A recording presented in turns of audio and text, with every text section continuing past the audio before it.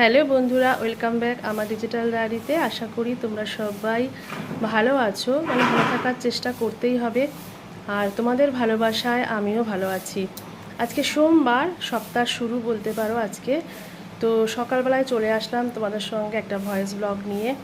কালকে সেরকমভাবে ব্লগ দিতে পারিনি, কালকে আমার শরীর খুব খারাপ ছিল, আর কালকে আমি এক জায়গায় বেরিয়েছিলাম। তো সেখান থেকে এসেও শরীর এত টায়ার্ড হয়ে গেছিলো। আসলে এই গরমে ট্রেনে করে গিয়েছিলাম, তো খুব কষ্ট হয়ে গেছিলো।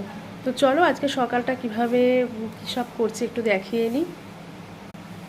ও হ্যাঁ, তোমাদেরকে গুড মর্নিং বা সুপ্রভাত কিছু বলা হয়নি। তো গুড মর্নিং আমার সকল বন্ধুদের। আমি এখন রান্নাঘরে চলে এসেছি। রান্নাঘরে আমার অলরেডি লাউ ঘন্ট বসিয়ে দিয়েছি, নিরামিষ, কালো জিরে আর কাঁচা লঙ্কা ফোড়ন দিয়ে, আর একদিকে হচ্ছে পাতলা করে মুসুরির ডাল। দেখো,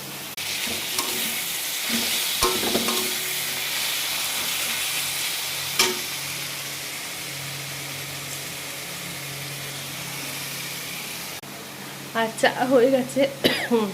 বর গেছে ঘুম থেকে উঠে ওয়াশরুমে, ও আসলে আমি আর ও দুজনে মিলে চা খাবো।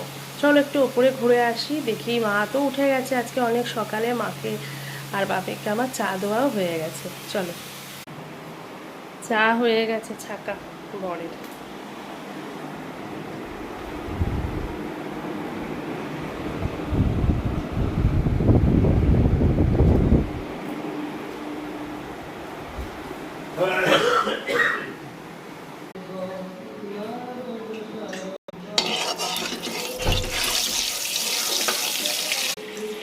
একটু আলু ভাজবো, কারণ মেয়ে আলু ভাজা দিয়ে ভাতটা খেতে খুব ভালোবাসে।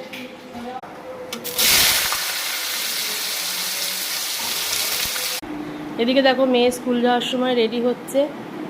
আর এই ডান দিকে হবে। ফেলে দিলি কেন? আর দেখো, বাটার দিয়ে ভাত মেখেছি, আলু ভাজা, লাউ ঘন্ট। আজকালকার ছেলেমেয়েরা কোনো সবজি খেতেই চায় না, ওই এক আলু ভাজা, ঘি, বাটার, এটাই হচ্ছে ওদের প্রিয় খাবার। এবার ঘিটা প্রত্যেক দিন খেত, ঘি খেতে খেতে এখন দেখছি একটুখানি মনে হয় একটু অসুবিধা হচ্ছে, আবার বাটারটা শুরু করেছি। কিন্তু যেহেতু লাউ ঘন্ট দিয়েছি, মুখটা বেজার করে রয়েছে। এদিকে দেখো, ফ্রিজে ব্রেড ছিল, আমি ভেবেছিলাম বোধহয় ব্রেড টোস্ট দিয়ে দেবো, বাটার টোস্ট। এখন দেখি ব্রেডটা নেই। বড় মেয়ে খেয়ে নিতে তাড়াতাড়ি করে একটু চাউমিন করে দিলাম টিফিনের জন্য।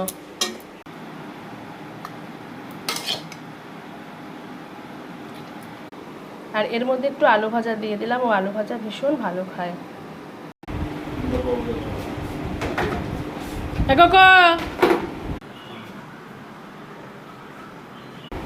তো এই হলো সকালের রাউন্ড।